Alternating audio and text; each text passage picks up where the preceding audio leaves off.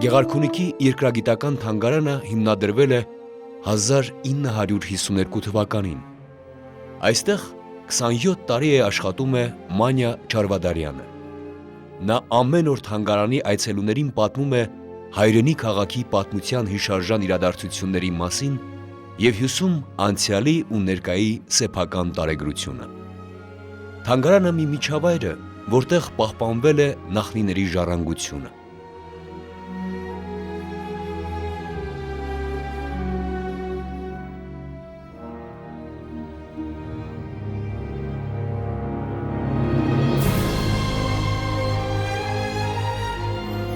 Ինձ համար անչափ հարազատ են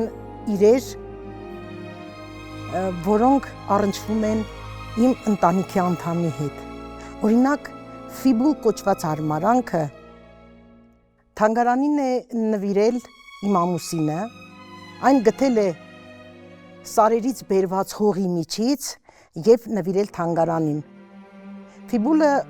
օգտագործել են շորի երկու ծայրերը միմյանց միացնելու։ Այն անտիկ ժամանակաշրջանի իր է։